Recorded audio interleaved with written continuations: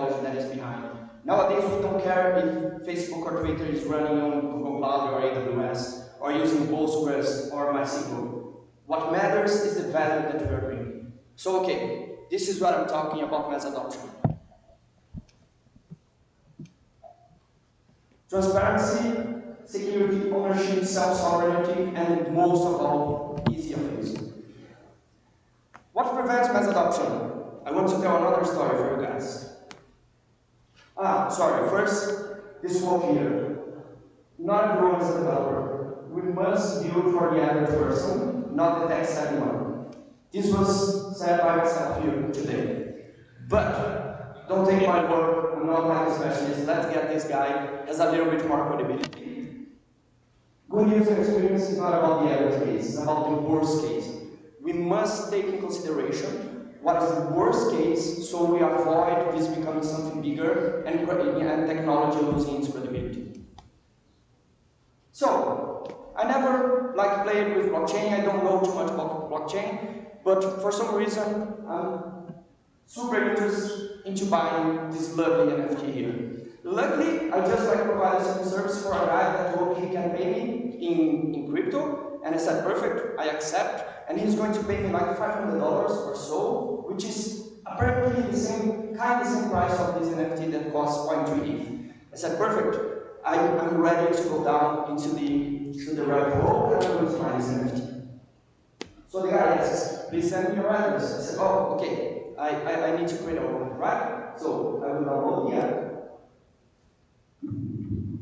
Just to make things a little bit easier for me, guys. I will create my wallet.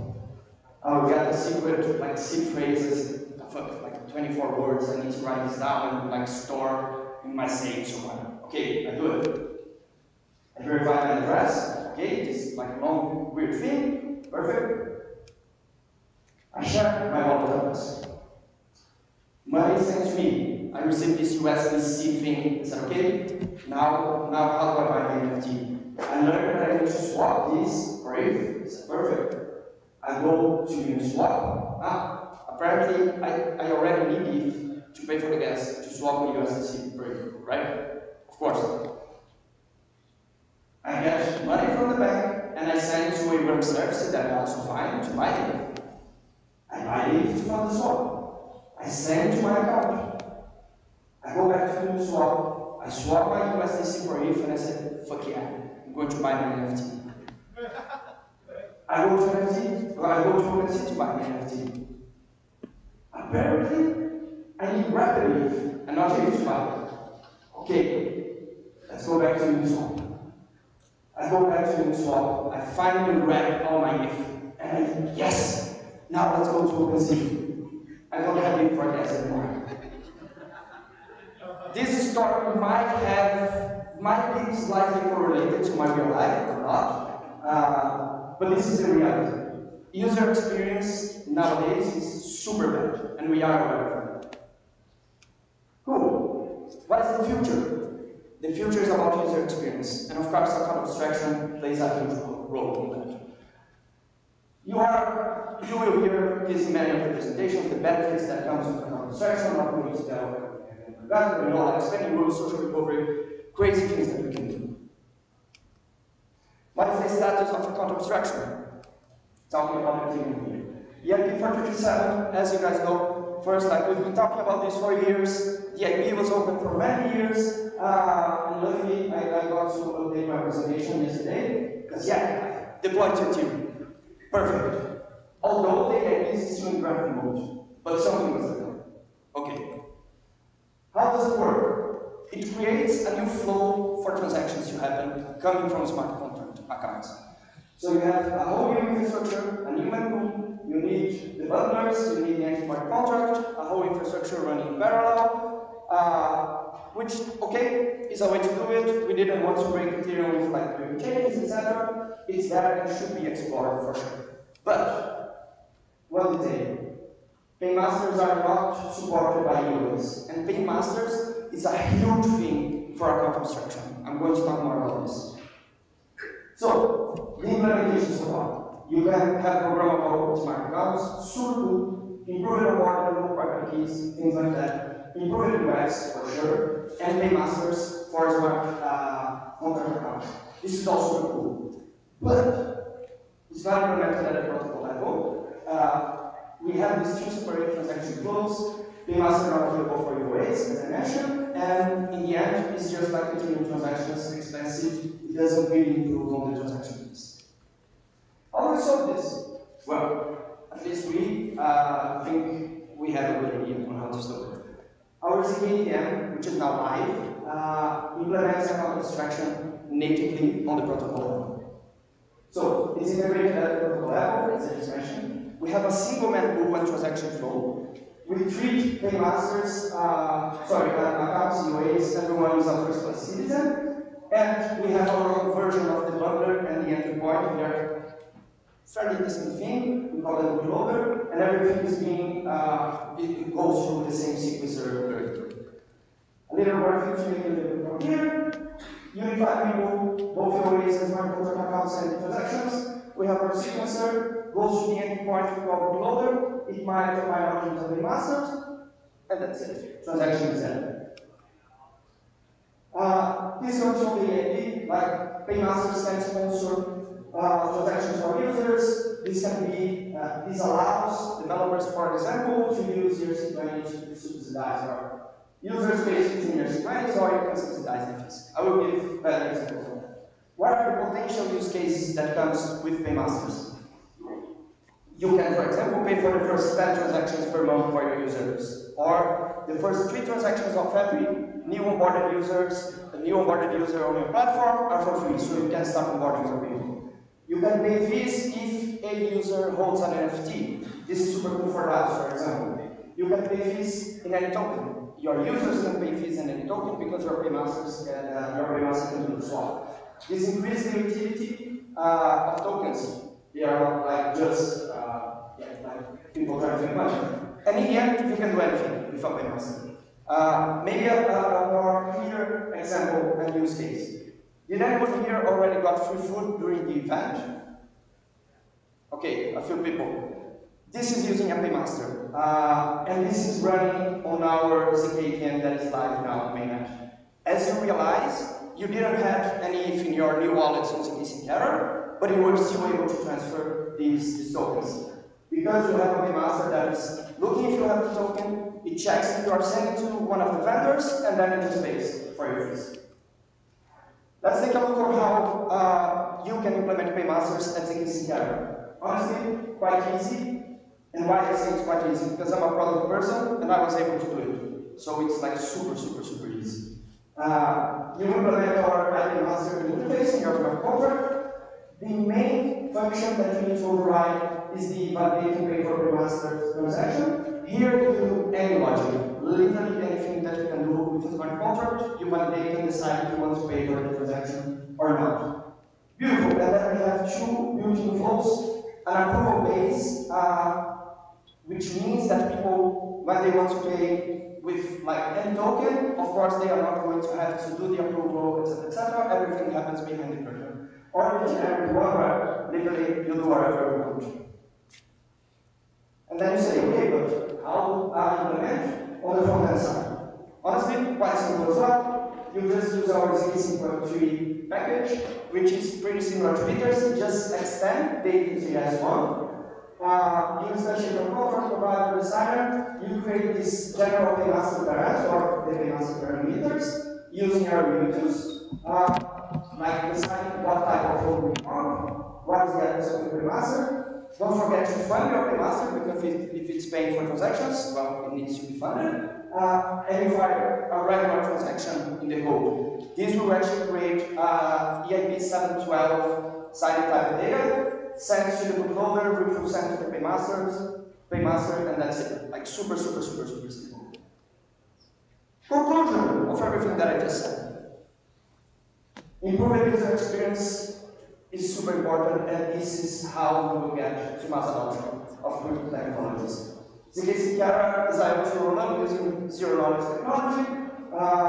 It's powered by Zksync. It's live now. I'm not going to say it was the first one, but it is. But it's not the same. Zksync Era implements natively at the protocol level. and paymasters are super awesome, and everyone should start implementing it. That's it. You have my contacts. If you want to learn more about Zksync, about Account Abstraction, go to our docs, drop me a message, or feel free to ask questions now as well. Thank you very much.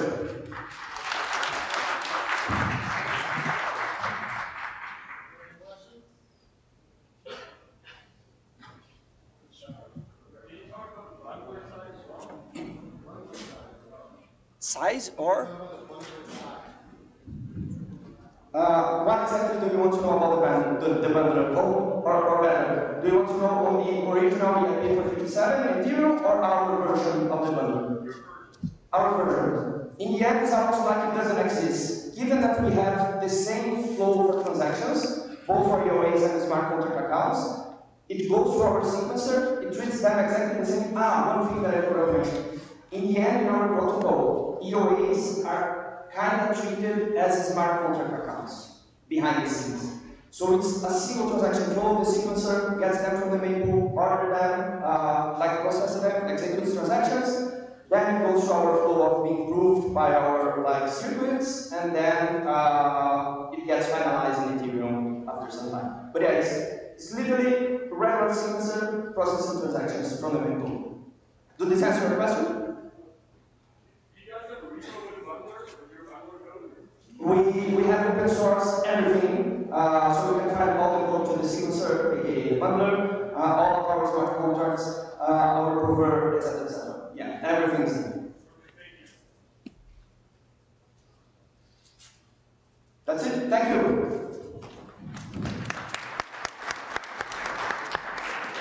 Okay, so I will be speaking next. Just give us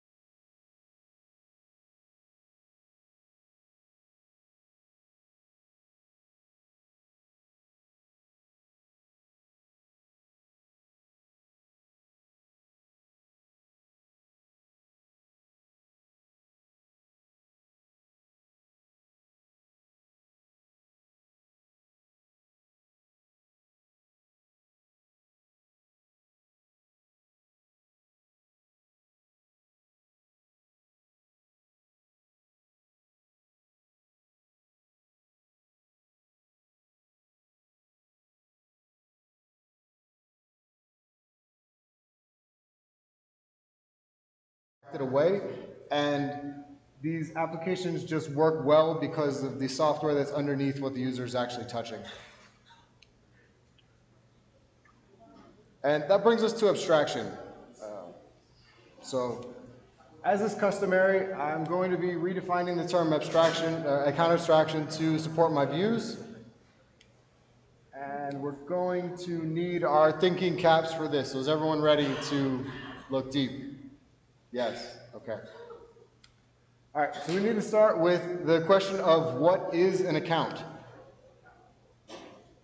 So I took this quote from our friends at Starkware, and an account is an identity that persists across applications on a blockchain. So as an abstractor, my brain goes to this, this word here of a blockchain and persists. So this is something stateful, and it's living on a single chain. And this definition is technically accurate, but does raise some questions in my mind. And it also raised a question in this person's mind on Reddit, and they asked, why do I have a single address, but there's multiple accounts on different blockchains for that single address? And this is something that is, it's very native to us, that we think about, I have this address, and when I go to Ethereum, I have an account, and then when I go to Binance, the same address, I have another account. But what's happening here is that that account really only exists in the context of that blockchain. An address, however, which refers to an account, is objective, and it's really just a cryptographic recipe. So if we wanted to create, say, an Ethereum address, we would take our private key and we would do an elliptic curve derivation to get a public key, hash that with Ketchak, and then take the last 20 bytes and get our Ethereum address. Now, if we wanted to make a Cosmos address, we would take that private key, adjust the elliptic curve derivation a little bit, and also change the hash function that we're using. And now we have a Cosmos address. So we've learned that an address is an identity created through a distinct cryptographic recipe. And an account is an on-chain identity created through this distinct cryptographic recipe. We've also learned that the same address on multiple chains means a different account. So, approaching account abstraction, we can rule out this idea of this address on multiple chains because we've learned that, give me 1 second.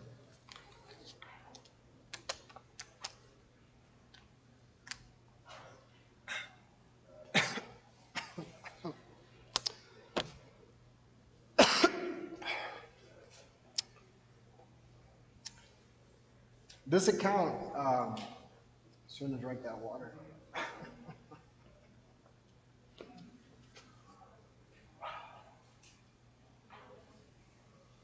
All right, we're back to it.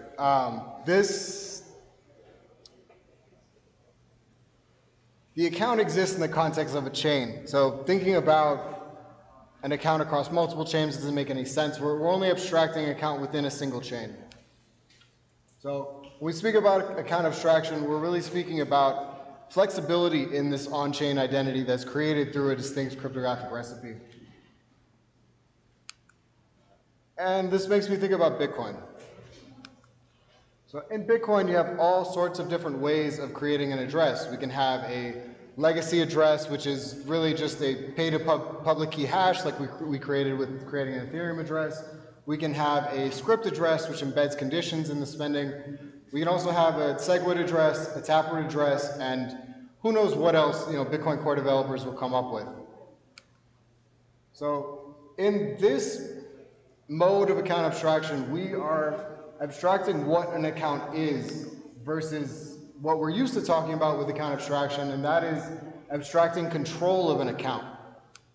And because this talk is about redefining my views of account abstraction, I choose to define account abstraction as abstracting what an account actually is. And if talking about Bitcoin and UTXOs rubs anyone the wrong way, thinking about account abstraction, I dug up a quote by Vitalik that can support my position. So way back, a long time ago, Vitalik said, "We are planning an abstraction model that moves this choice down from the protocol level into the EVM. Ethereum will support both the account model and UTXO model in multiple forms." Now we can move back to Nervos. In Nervos, we have a UTXO-based smart contract platform with Turing-complete locking and application scripts. So because it's UTXO-based, it's not as composable as account model platforms, but it is much more flexible. And this is an okay trade-off to make because now everything is moving to layer 2. So having maximum abstraction on the L1, because there is no concept of an account, is actually very useful. You can embed any sort of cryptographic recipe that you want to create your account, and that can be used with layer 2. There are, however, challenges with this approach. So there are not chain-agnostic standards similar to EIP 712, and the worst thing we want to do is just have users blind-signing hashes.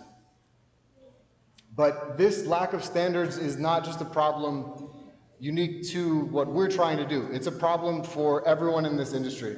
Because we want to work toward a world where wallets function like the World Wide Web, not a fractured reality like AOL or Prodigy, where things are living in isolated silos depending on where you are.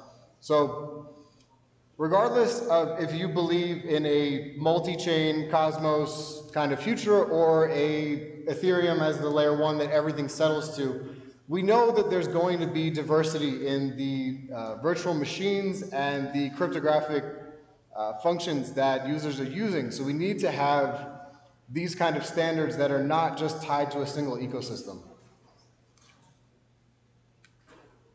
An additional challenge we see is that wallet complexity and the implementation requirements on those wallets go up. And this happens in account-based account abstraction, but it's much worse for UTXO, which really is just something we need to forge ground on. And I'll take this moment to mention MetaMask snaps, which in my mind is a great move, and it is the way that wallets must be in the future. So I would invite everyone to come with me on this crazy ride in a world where accounts are not real and explore what's been built within the Nervos ecosystem. So the first thing is an Ethereum-compatible web wallet. So our friends at Unipass used to be called the Layer 2 team, and they built this small web application called CKB-PW. This is actually the first application that was built on Nervos, and this was launched in 2020, and it leverages account abstraction. It allows users to hold the native token on Nervos using their Ethereum wallets and to transact just using their Ethereum addresses and signing messages. And they extended this to Tron and EOS as well. And you could see how easily in a truly abstract account world, you could extend this to different wallets.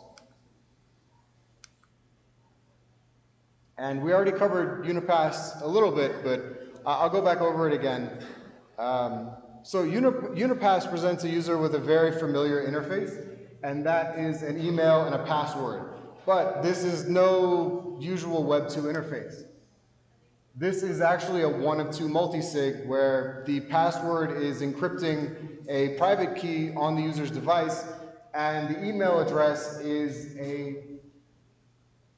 it can be used through email authentication with DKIM to recover that account.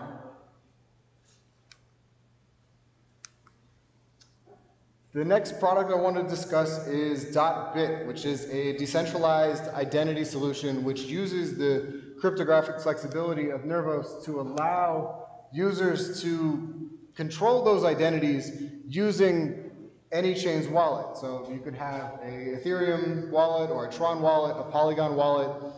And I think the most important thing here is a product consideration, that .bit is building communities. And if someone is a .eth or .sol, they're already rolled into an existing community. They are an Ethereum person or a Solana person, and we're back.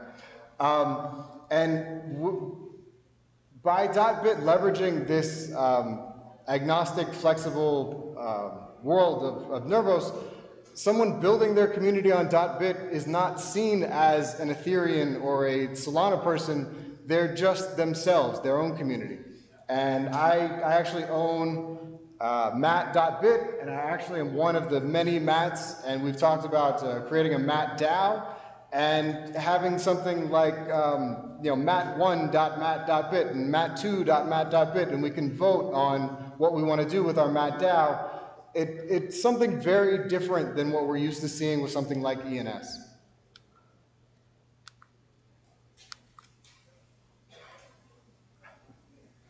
The next product I want to discuss is JoyID, which is a user-friendly wallet that uses biometric authentication and presents a familiar interface to users and also supports social recovery. But none of this is Web 2. This is all Web 3.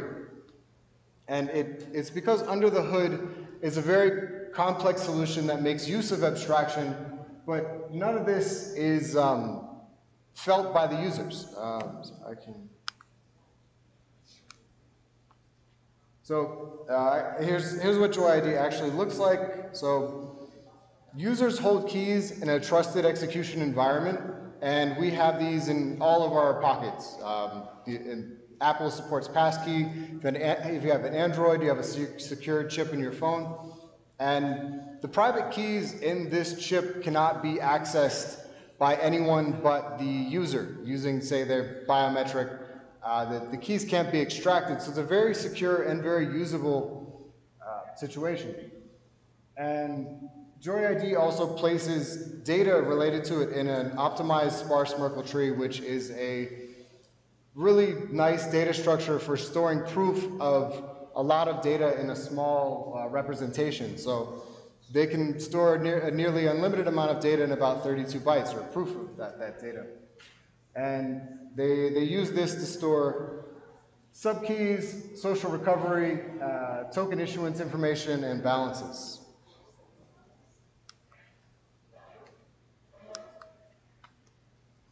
I want to also discuss Axon, which is a highly performant EVM framework that leverages the CKB VM for account abstraction. And this can be run as a standalone L1 or a sidechain.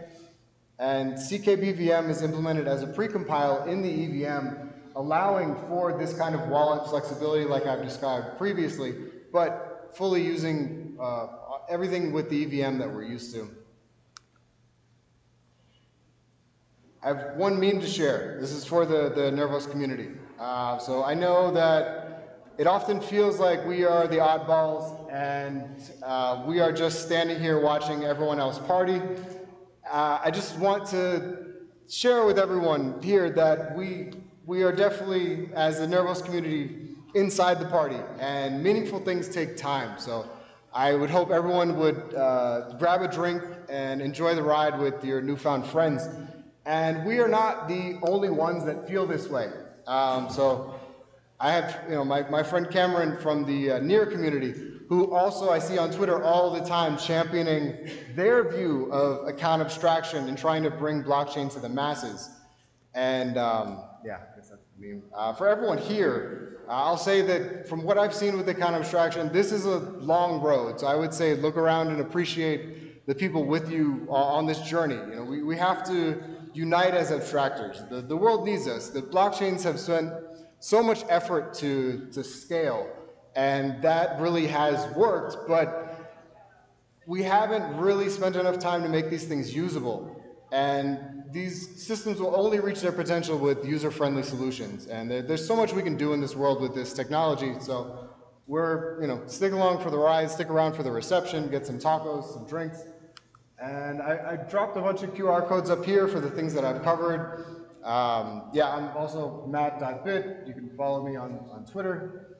And yeah, I guess I'll take any questions, and thank you all for coming.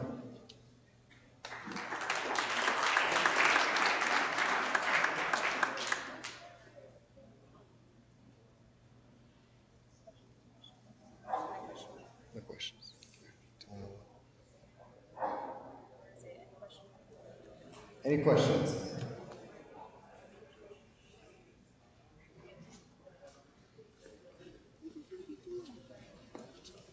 All right, guys, we're going to move on to our next speaker. We're just going to take a 1-minute break while we transition into the next slide. Our next speaker is going to be from Starkware. We have Ben with us today. He will be representing what Starkware is building and their views on account abstraction. We'll be right back.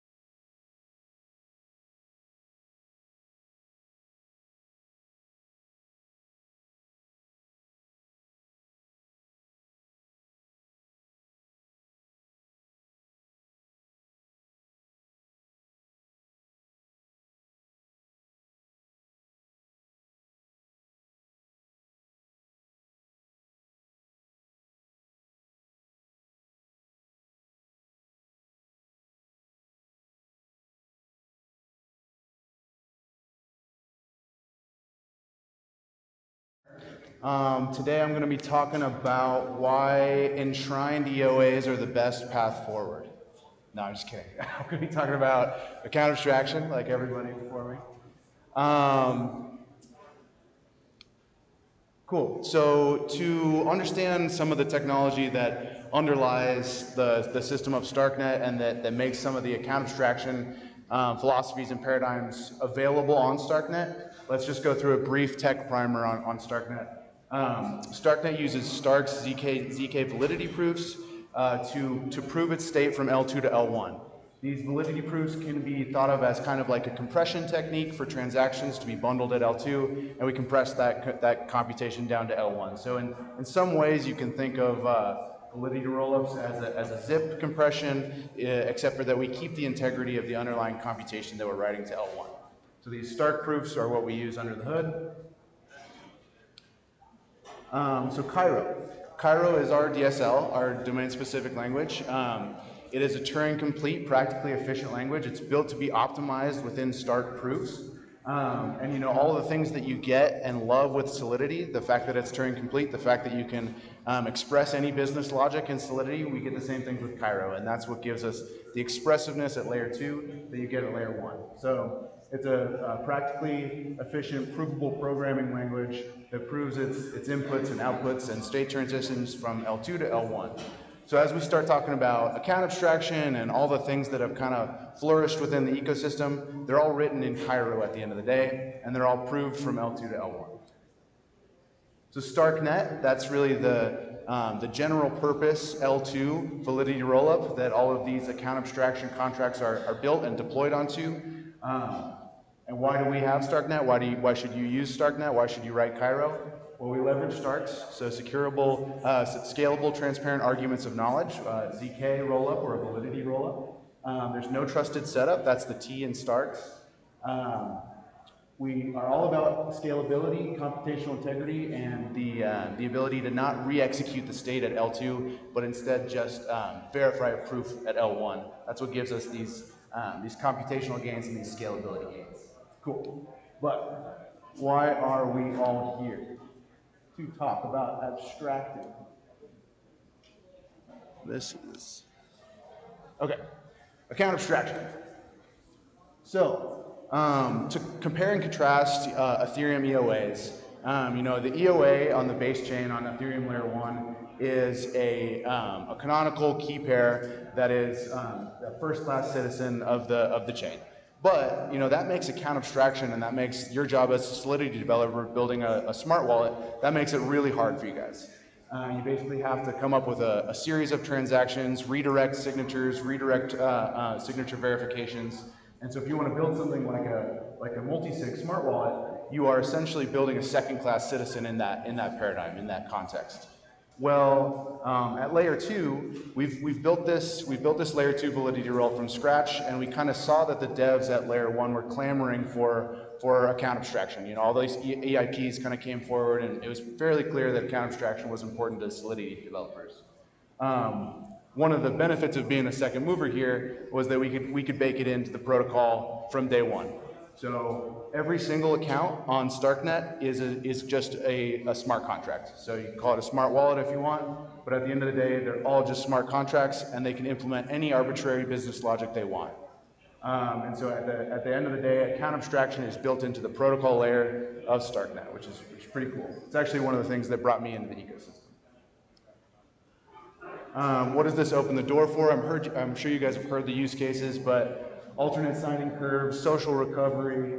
We saw the granny in the Zksync presentation, and that's kind of what I wanted to get into for. I don't want my granny to use the chain and have to worry that she's going to lose her life savings if she loses a USB stick or a hardware device. Session keys for gaming, automated fraud monitoring. So, you know, using a bunch of different data points, a bunch of heuristics to basically say, hey, I think this transaction that you're about to sign and submit looks fraudulent. You can do those things fairly easily on Starknet, and we're seeing them pop up. One of the things as we move forward in this presentation I want to kind of convey is we've been on mainnet for quite some time.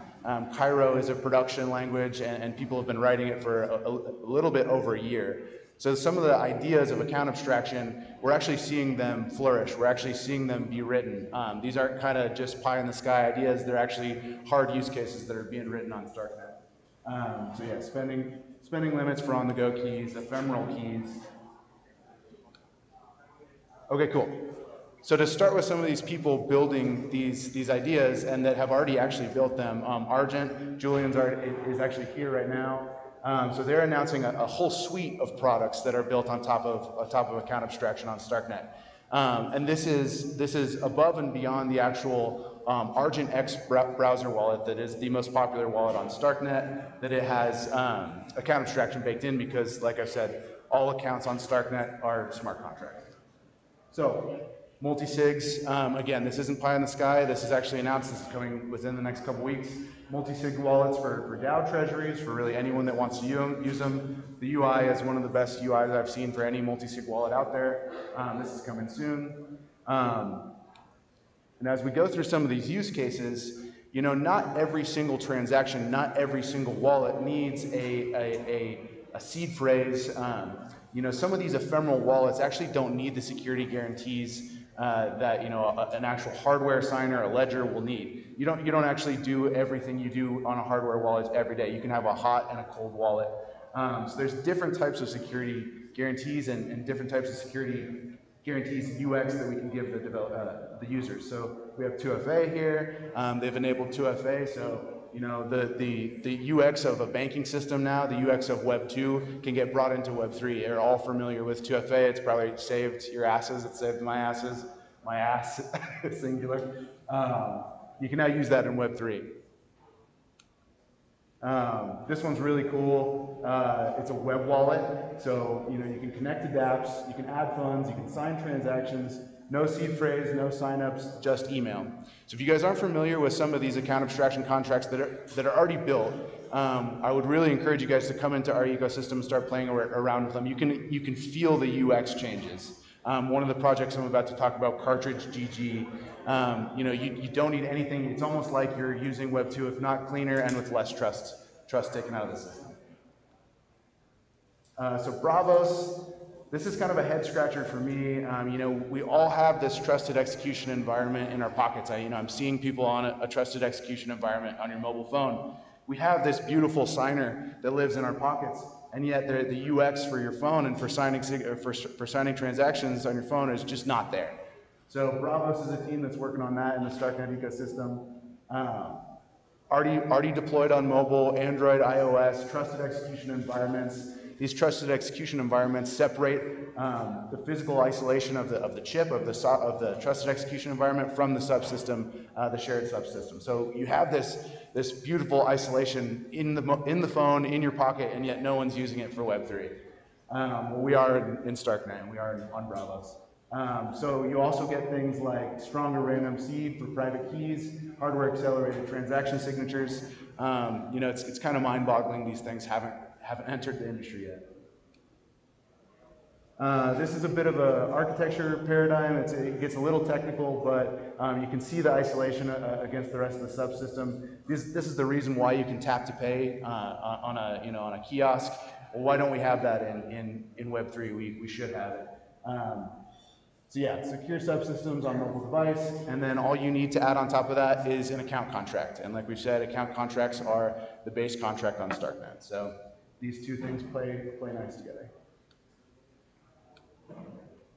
Open Zeppelin.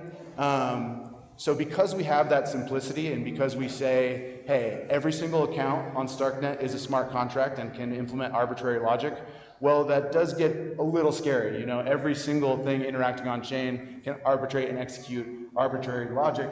We do need some standardization, and that's where, you know, Open Zeppelin has provided this to Ethereum. They've also provided this to us. Not only Open Zeppelin, but Argent and Bravos as well. They have open source contracts that anyone can use at these account levels. And I'm realizing now the text is pretty small here, but all of that to say, Open Zeppelin does the same thing that they do in Solidity. Because you can have an account contract do anything, well, we actually want the community, for, you know, by and large, to coalesce around some standard. So we have these standardized smart contracts. You probably can't see it up here, but one thing that I think is really interesting is the standard account contract from Open Zeppelin actually implements a multi-call out of the box. So multi-call is something that would be hard to do in Ethereum. You actually just have it out of the box because a multi-call can just be executed against one signature, against one transaction. So, you know, why not just have it be a multi-call and have that supported out of the box, which almost every account contract on Starknet does. Cool. Signing curves, we mentioned it briefly.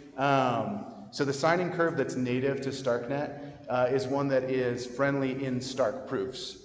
So we have a slightly different signing curve than the standard Ethereum L1. I believe the Ethereum L1 is SEP256K1.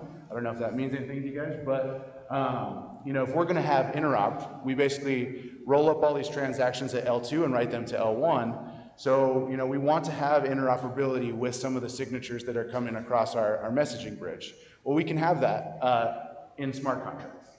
So here's one from Open Zeppelin as well that implements the Ethereum signing curve within a wallet. So now you have a smart contract, and the arbitrary logic that it's running is a verification of an Ethereum signature. Cartridge GG, again, if you are not in our ecosystem and you're kind of taking anything from this, I would say go to Cartridge GG's website and just try the UX flow. It's mind-boggling. So WebAuthn. WebAuthn is a web spec that basically lets Web 2, it's passwordless sign-in for Web 2. But it actually exposes the secure element of the hardware underneath for Web 2. So public-private key pairs and signing curves for Web 2, that's how they enable passwordless sign-in for Web 2. Well, Cartridge GG said, well, why can't we just use that? And sure enough, they did. So you have sign-in and authentication with no seed phrases, just your fingerprint. And they actually have a POC out that they did where they signed a transaction with their face. And this is kind of the beauty of account abstraction, and this is why we're all here, is because to be able to sign a transaction with your face and submit it to on-chain is pretty cool. Yep, credentials are secured storedly on the device on-chain, and they can be synchronized easily across devices. So this web spec for Web 2 basically ported to Web 3, and you get all of the UX benefits. Session keys for gaming. You can imagine if you're spinning up a game session, you're not going to want to write every single transaction across the game state to the chain. That's going to be pretty expensive. So you have these ideas of session keys or ephemeral keys. Cartridge GG is building this, and it's pretty interesting, but same kind of thing. No password or no seed phrase. You can play seamlessly with session keys, so you can basically write your state at the end of it and know that one session key is good for your signatures across the entire gameplay. And then you can onboard with username and fingerprint, which is, again, just, I don't know. Maybe I'm just a nerd, but it's really cool to me. Okay, future of, so that's basically, that's out now. When we talk about abstraction, account abstraction, we talk about all these pie in the sky ideas. That's actually here now. So come into the ecosystem, come play with these guys' tools. It's really amazing. But where can we go? Storage proofs. So again, we're wrapping up all of these transactions at L2 and proving them to L1. Well, storage proofs actually let us prove things about another chain in our context. So at the end of the day, these blockchains are just databases, and what we're doing is we're proving that something lives in a different database. So things like Herodotus in our ecosystem, they're building storage proofs, and they have a smart contract at L2 that's proving chain state data about L1. Well, that might not be immediately obvious why you would want to do something like that, because, aren't we proving ourselves to L1? Yes. But it lets us do some cool stuff. First off, it removes the need for messaging, which I'll go into in a second. But you can imagine if I own an asset on L1 that I haven't bridged to L2, and I can generate a proof about that ownership of that asset, I can start doing things at L2 in this computationally optimized environment about something that's proved on L1. So I can do things like snapshot voting. I can do things like I can participate in governance. I can do all of this for extremely cheap gas based on my assets on L1. So governance, identity attestation, let's say I own an NFT, some of these social tokens. I can do all of that kind of manipulation at L2 based on assets on L1. So you can basically extend account abstraction in this way with storage proofs. Trustless bridges, any rollup at the end of the day is going to need a robust messaging mechanism from L2 to L1. This gets a little in the weeds, so I won't go into all of it, but essentially what it's saying is that we need to have a message passing architecture from L2 to L1 to enable things like withdrawal and deposits. And for us at Starknet, we make no assumption about that payload. So the developer can actually come in and send information across this bridge. We're not sending assets, we're sending data. So what does that open the door for? First off, it's trustless bridging. So Ethereum only needs to trust that the execution was done correctly, which is the whole point of a validity rollup. But at the bottom here, so it opens the door for fact registry patterns, so we can prove things that were done at L2 on L1, and the L1 smart contract can query to make sure that was done correctly. Remote controlled contracts, so since I'm just sending data across the messaging bridge, I can have a Solidity contract at L2 that receives that message and operates on some information set that's passed down from L2. So you can think about this like I want to manage my ENS name, let's say. Well, I can have a Solidity smart contract on L1 that basically takes its instruction set in a message from L2. And I can start manipulating one of my colleagues calls it a zombie contract, which is pretty interesting. Fractal scaling, how am I doing on time? Okay. Fractal scaling. So this is kind of where we're headed. Not every single application that's going to come into the ecosystem is going to need composability. For those that do, they're going to deploy on Starknet L2. But there's different apps and different configurations that are going to come through and want incredibly hyperscale with TPS, through the roof. Onboarding and offboarding costs, highly customizable, real-time, privacy. So when you hear ZK Tech and you hear provers and verifiers, a lot of times it comes with these privacy guarantees because that's what the actual ZK Tech enables.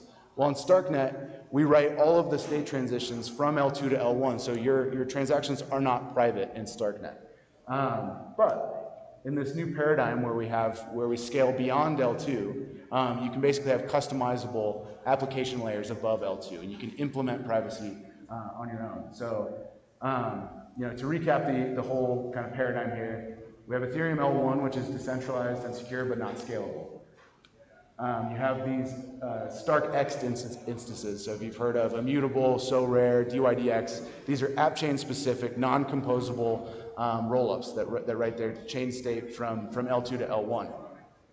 even these implement some layer of account abstraction because you are not actually delegating any trust to any of these operators. You always have an escape hatch to the L1. You can always call the L1 contract and remove your assets. So even that is account abstraction in some small way. And then we have this general composability, permissionless layer 2 Starknet, which everything I've mentioned today has been an account abstraction layer on public Starknet L2.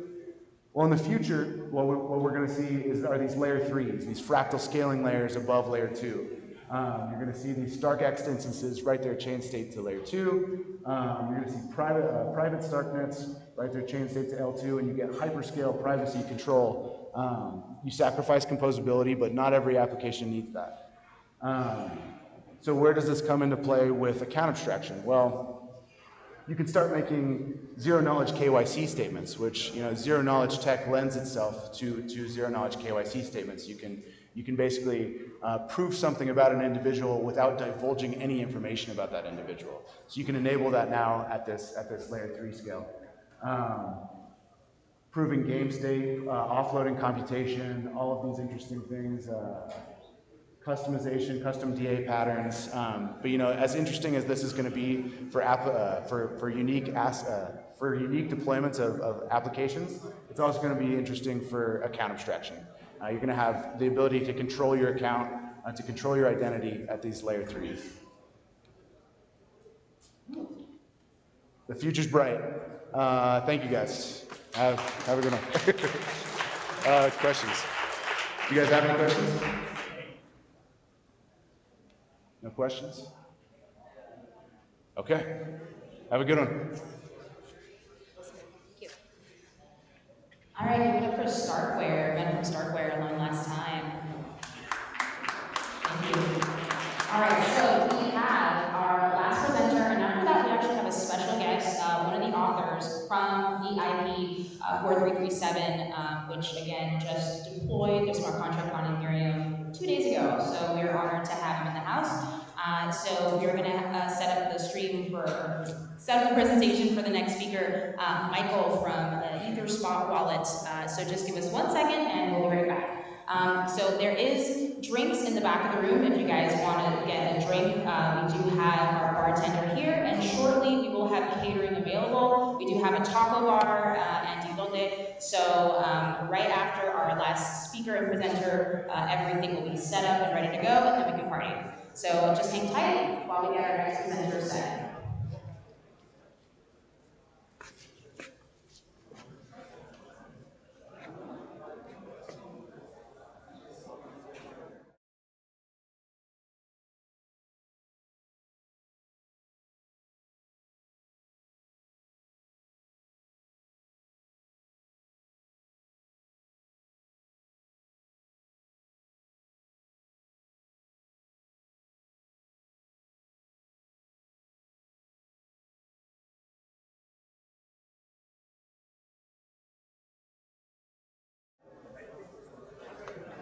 So forward back.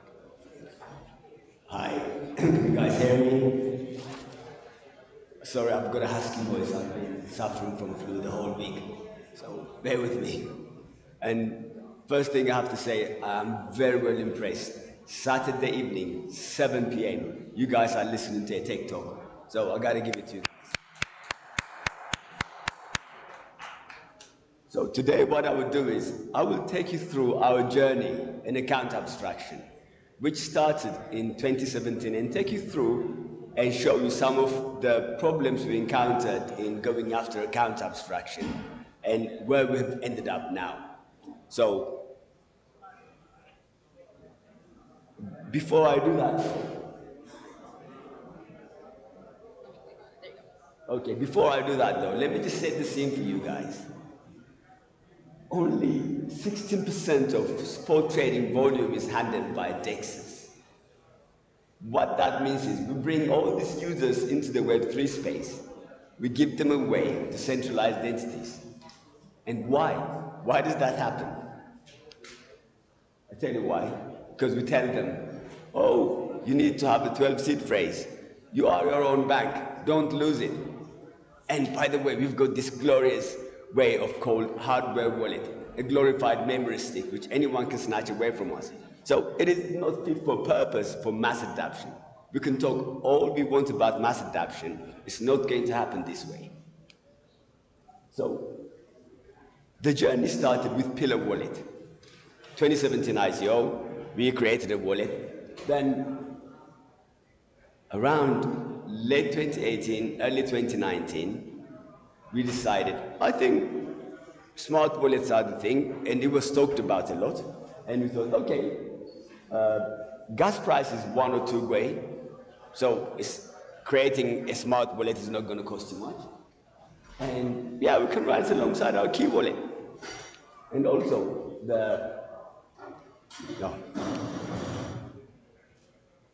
what we really wanted to do was we wanted to create a portal where you can do account recovery.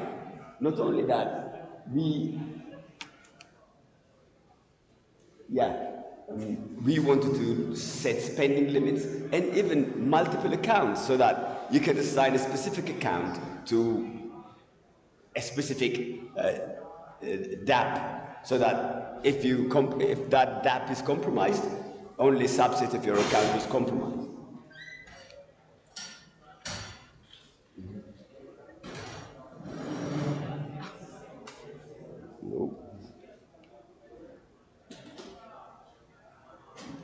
Okay. Then we even had a payment channel implementation. This payment channel implementation meant you did not have to pay gas when you sent any transactions between 2 wallets. So it was free, and it worked with a stake token, and it was ideal for token distributions. I'm building the case for what we were innovating using smart contract wallets. This is around 2019. Then gas fee went really expensive. It became a minimum of 100 gwei. Then what that meant was it was hard to maintain a smart wallet. When you have a new person trying to use a smart wallet, they may have to fork out something like $100 just to get a wallet, compared to a key-based wallet which you can get for free.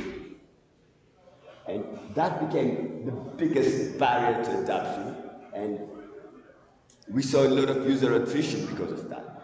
And even more complex was, if you had to do an upgrade of your wallet and you had to change your smart contract, it means you had to deploy it again. That means another deployment cost to the users. So it became nigh on impossible to maintain a smart wallet, an account abstracted wallet. And we were even wondering, why did we do this? Do we really need this? Because the infrastructure is not supporting it. Then came the savior, roll-ups and EVM chains, a proliferation of all of those. Now, again, account abstraction became easier to access because it costs a couple of cents to set up a smart wallet. And now it gave us the opportunity to give Web3 a Web2-like UX. Even further, we can even use it to facilitate cross-chain transaction through it. Now, around 2020 or late 2019, we decided, okay, let's separate the Pillar wallet from the Etherspot, the smart wallet infrastructure, and separated the two and packaged up the smart wallet infrastructure and called it Etherspot. Now, not only can it be used by our wallet, it can be used by anybody's wallet, it can be used by anyone's DApp. So we felt it could be used by anyone in the ecosystem. Let me take you through a use case. One use case where we have utilized account abstraction to solve an issue with cross-chain dApps. Imagine Alice has 200 USDC on Gnosis chain. And with this 200 USDC, she wanted to stake it on Klimada, which is on Polygon. Alice is expected to know that there is such a thing called bridging, and the 2 USDCs on the 2 networks are different. Not only that, she has to know about Matic to pay for the gas, and obviously she has to know the gas token on Polygon is not called Polygon token. Then, on top of that, once she gets the USDC on the other side in the gas token, then she goes to a local DEX and exchange that USDC to Klima. By the time she's done, she would have signed 9 times, and she's expected to know all the implementation details. That is not going to scale. That is not going to be useful for anyone in terms of adoption. So what we've done with this solution is you can have a one-click transaction. As a user, you do not need to worry about the gas token. You can even have a login where you can use social login. So all this was enabled through account abstraction. And coming back to the Alice use case, with this integration, Alice only has to click once that says, on a menu choice that says, stake on Klima. Everything else is abstracted away. The fact that she needs to bridge, abstracted away, she doesn't need to know about it. The fact that she needs to get a gas token on Polygon, she doesn't need to know about it, it gets deducted out of her USDC. So account abstraction, this is a real use case which we have ongoing. And even better, we can actually get it to work from a key-based wallet as well, effectively giving an extension. So Alice can use a smart wallet or even a MetaMask to make this transaction happen. Now, this was made possible because of this React component we've created, which abstracts away our SDK. So what it does is, you can include it in any dApp with a couple of lines of tags, even tags, not even codes, so that on your dApp, you can source liquidity from any of the EVM chains we support, and we support about 14 of them. And you can even have a SDK level integration, and this is our showcase which we've done with Superfluid payment streaming service. In this integration, number 1, we made them go cross-chain. Number 2, we've optimized their processes. To set up a stream, if you go to their dApp, it would take you about 3 signatures. With this, they only need to sign once. Again, taking advantage of account abstraction. In fact, even Vodafone are doing a POC with us using our account abstracted wallet. So, where are we going to next? Next, we're going to ERC4337. Why? Because it makes our deployment more censorship resistant, especially our relay service, where the meta transaction happens, where we abstract away the gas payment. That would be really helpful, and it would give us an option in adding better security, better encryption. And the paymaster, if I'm using a certain wallet that hasn't got the gas token, somebody else, I can nominate another wallet to pay for the gas. And I don't want to talk too much about ERC4337 because the gentleman going after me would be giving us the talk on ERC4337. But for smart wallets and account abstraction to be adapted, we have to have EIP 1271 adapted by dApps. Not all dApps support that, and if you guys go to EIP1271.io, you would see a list of dApps that support communicating with smart contracts and those that do not support communicating. In fact, you can tweak them and put pressure on them to support EIP 1271 so that account abstraction becomes really and supported by all dApps.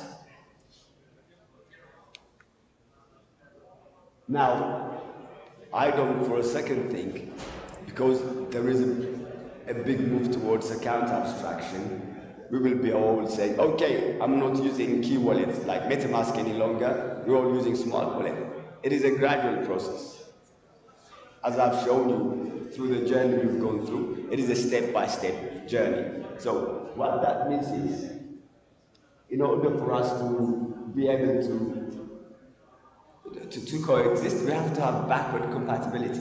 And as I did tell you earlier on in the example with Alice, she can use her MetaMask to go through that journey of staking on Klima with only signing twice and not knowing the details. And how that works is her key wallet would control her smart wallet. So effectively, we extend account abstraction to her key-based wallet, to her MetaMask. And that's what Etherspot gives us. So I've got an announcement for you guys. Skanda is born. Skanda is our bundler implementation, ERC4337 bundler implementation. And it is an open source, and at the moment it's live on testnet, Mumbai, and Gurley.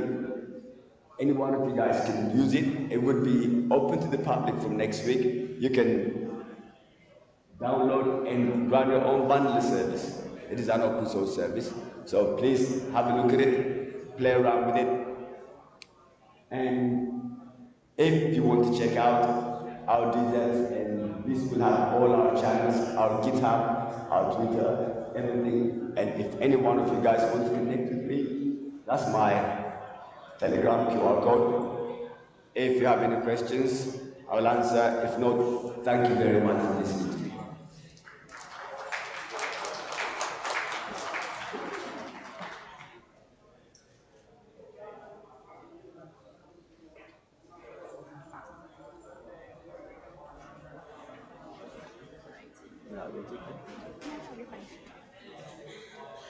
All right, guys, next we are going to have some fellows from the Ethereum Foundation come up.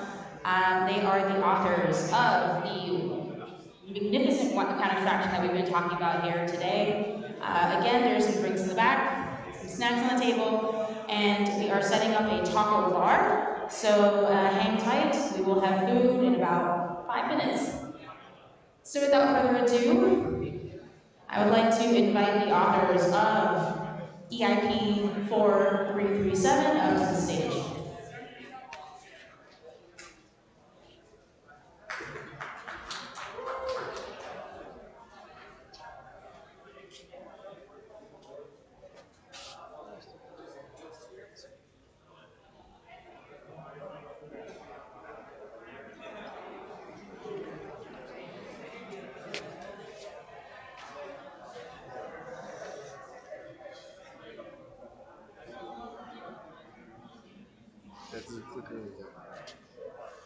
Okay.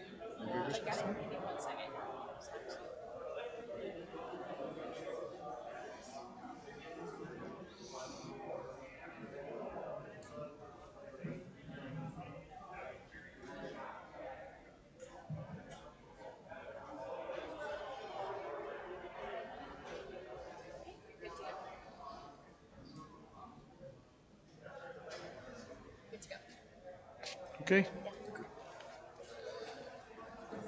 Hi, good evening. So I'm Yoav Weiss. I'm a researcher at the Ethereum Foundation, and I've been working on account abstraction for a while now, with the purpose of eliminating EOA and moving to account abstraction. Now, I'm not going to talk about what is account abstraction, because everyone here already knows enough about it. So I'm going to skip this. I'm going to skip this part.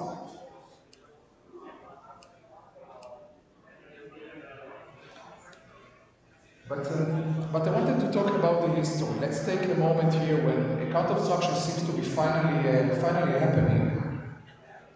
Let's pause and look at the history.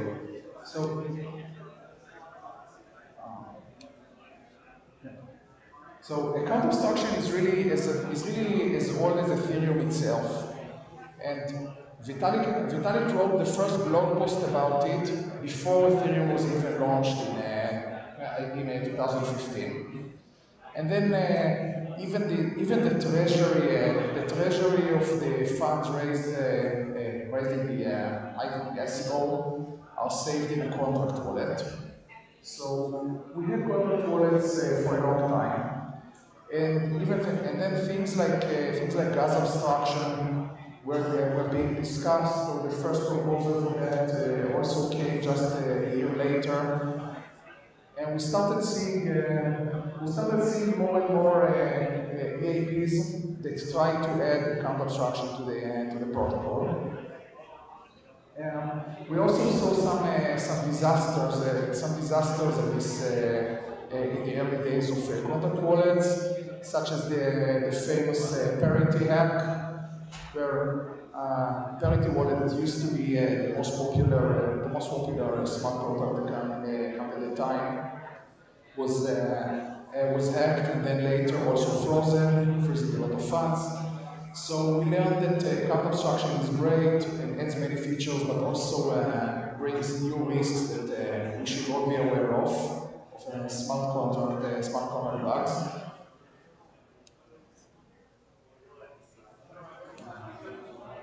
And then in subsequent years, a lot of researchers, such as the Quinn team, spent a lot of time working on protocol level account abstraction. And had some really great designs. But then we also learned that it's really hard to add this to the protocol. That having this amount of complexity added to the protocol before knowing exactly what we need, before seeing how it's used, it's really hard. And we realized that there's a chicken and egg problem here, where if we don't know what it should look like, how it's going to be used, it's hard to decide to enshrine something to the protocol, but we can't see how it's being used, and we can't have any traction and an experiment if we don't have it in the protocol. Now, in parallel, we saw some things being done at practical level. Smart contract wallets starting to offer account abstraction features such as social recovery by agent, or a lot of security improvements from Gnosis Safe. But they focused on usability and on these features while using centralized layers and not working at the infrastructure level. So we saw these two parallel tracks. We saw researchers trying to see how it can be added to Ethereum, to other EVM chains, and on the other hand, wallets starting to show what can be done with it.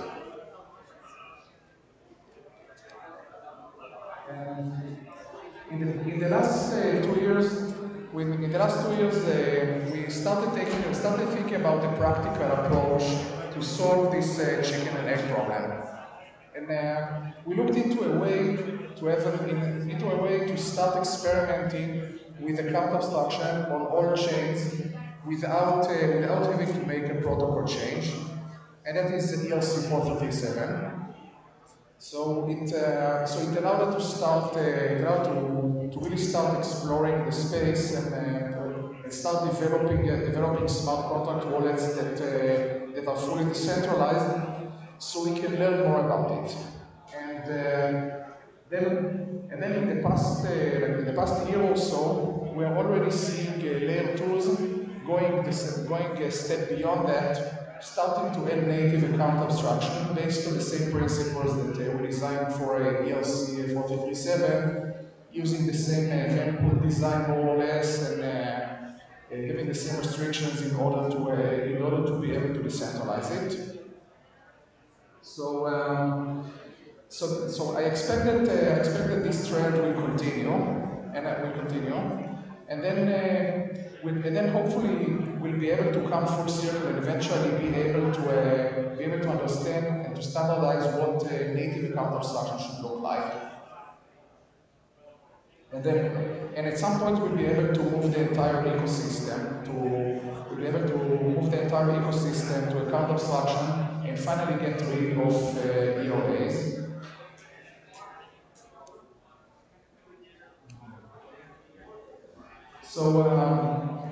So I'd like to briefly explain where we are now and what ERC 437 actually is. So first and foremost, it's full account abstraction, which means that we abstract all the aspects of the account. So we abstract the cryptography, allowing the use of any signature scheme, not having to use the CDSA. And so this will enable great usability for features such as signing with mobile fingerprint from the secure enclave. So that's something that I would really like to see happening. And we abstract the replay protection, which opens some interesting use cases, especially in multi-tenant privacy-oriented wallets. We have gas abstraction, which allows to do interesting things such as DApp sponsoring the user transactions, or even more paying gas with any ERC20 token, and even some really cool privacy features, such as being able to start using an account and doing something without associating it with any previously used account, since you don't need to transfer Ether into it. And of course, execution is also abstracted, so you can implement batching, but it goes well beyond that. So the wallet can implement different methods. For example, doing things like automation, recurring payments. You can set conditions in your wallet for transactions that you want triggered when something happens, such as when a token reaches a certain price. So for all these, all these features become possible since you can automate, since you can abstract the execution and more methods. And all of this was possible before using smart contract wallet, but in a more centralized way that is more subject to censorship.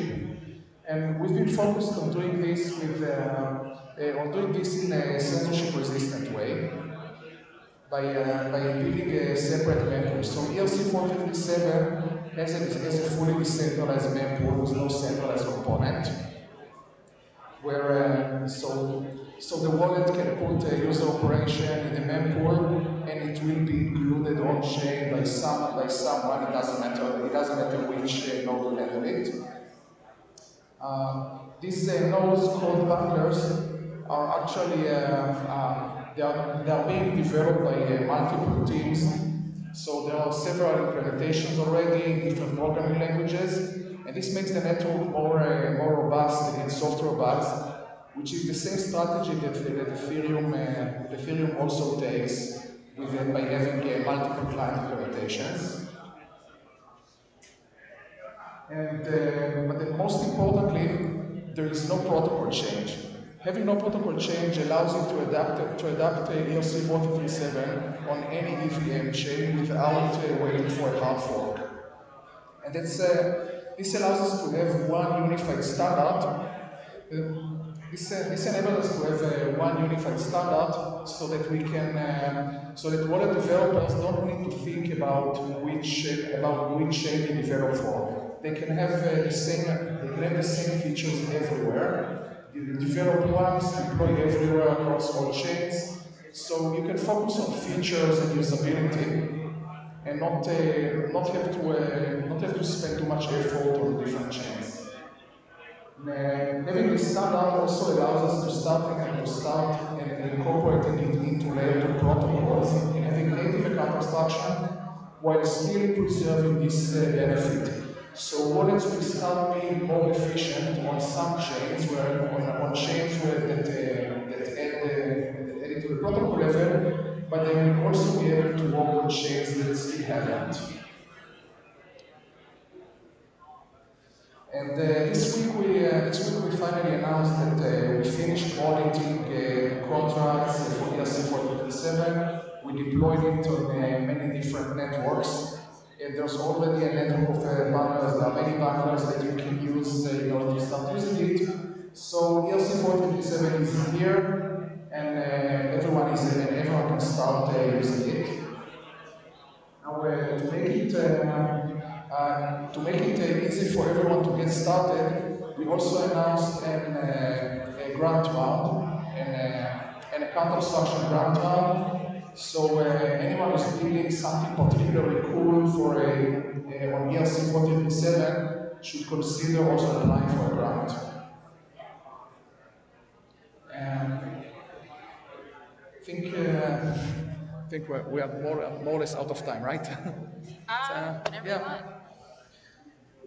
Right, yeah, so I'd like to leave a couple of minutes for questions if anyone has any.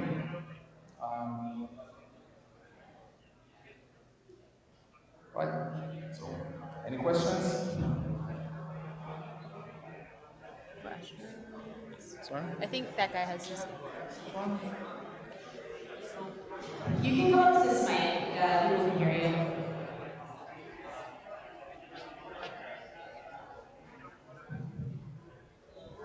So the question is about how my question is about like account abstraction and how people will showcase to users. So let's say like Etherspot, how is it? I can repeat the question later, but I'll repeat the question first.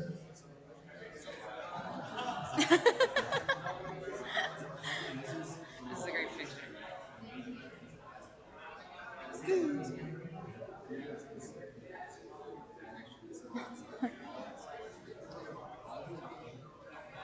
Private conversation, guys.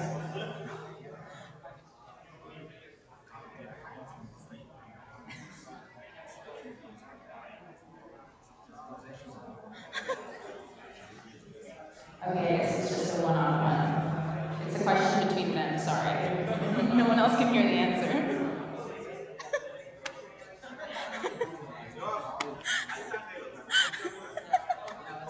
Yeah, what's So I was trying to, yeah, what was the user, every crypto user knows what a transaction is, what it is, what an address is, all of that.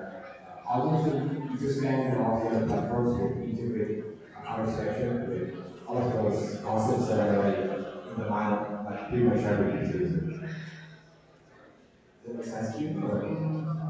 It's like if you go to Etherscan, your sequence are right there.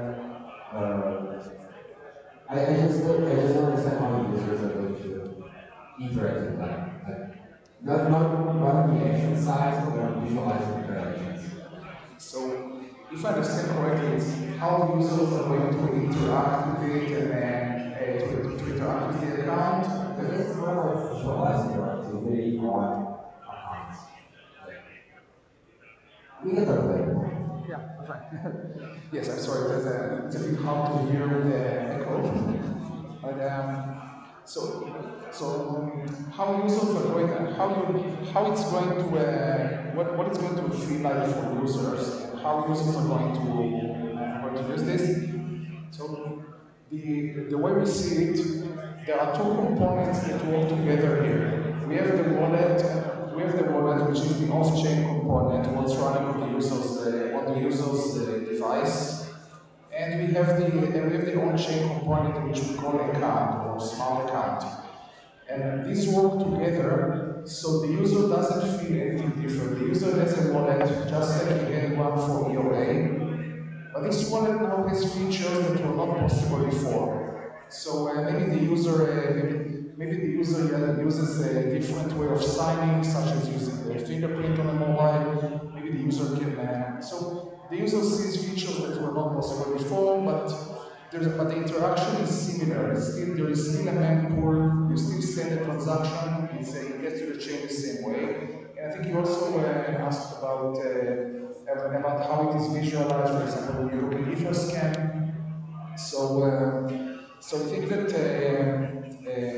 the block explorers will have a view for this, because since this becomes the way transactions, the way users transact, it makes sense to show it, to visualize it in a proper way. For example, be able to parse the core data of the account and show it in a meaningful way.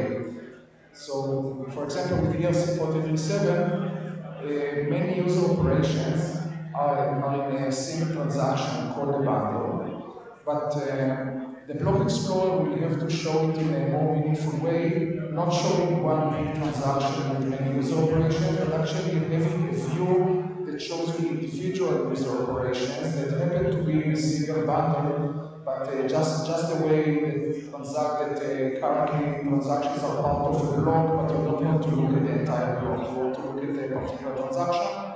So here you will be looking at a specific user operation, and you don't care about the rest of the bundle. And in this user operation, the call data should be shown as a function in the wallet.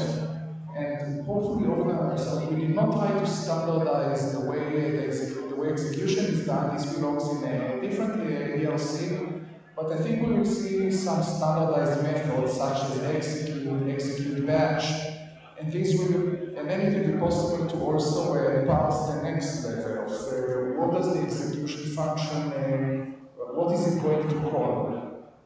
So I think this view will, as we standardize the execution part more, I think visualization will also improve. Does that answer your question? Fine. Yeah. So the question is how to manage the security of 4337 itself, maybe such as the replay attack, such as the DDoS attack. So how to protect the security of the 4337? Also very echoes.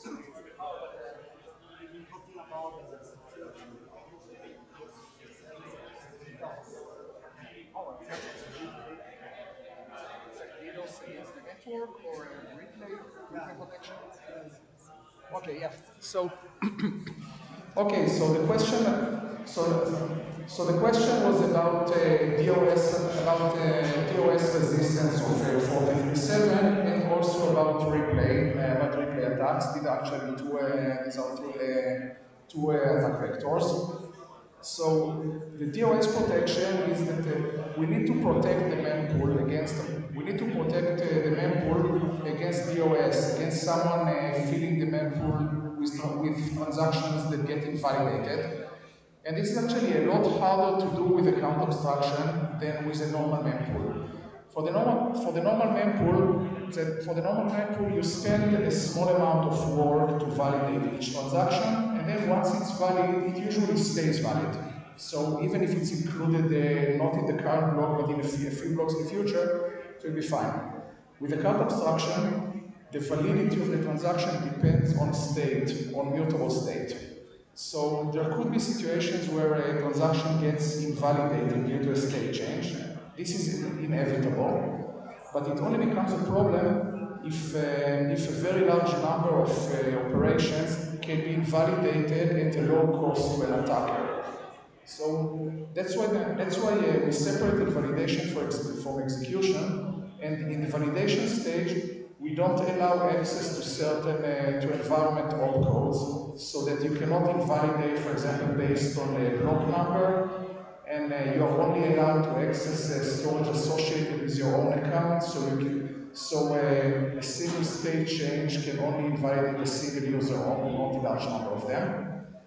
Now, and you asked about replay protection, so replay protection is abstracted, which means that we no longer assume that there is an incremental nonce.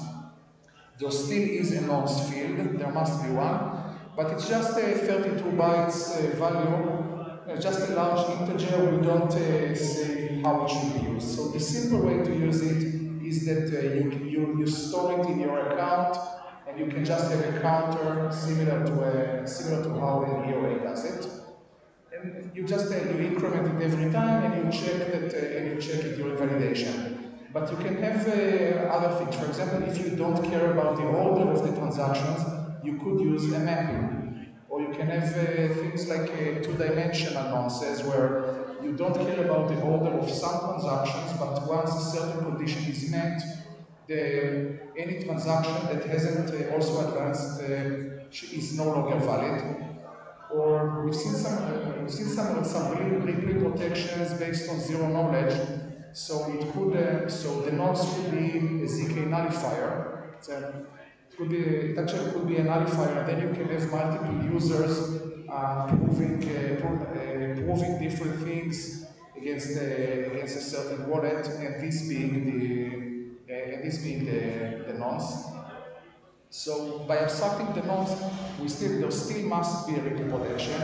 And if you accidentally implement an account with no, if you implement an account that doesn't do anything with the nonce, you're going to be in trouble because you can't do it now, but the result is that as soon as you broadcast the first user operation, someone will just keep replaying this user operation that you already signed. Since it remains valid, someone will keep repeating it and drain your account. So since we abstracted it, the account contract must take care of it and implement its own replay protection. Fine. All right, so thank you.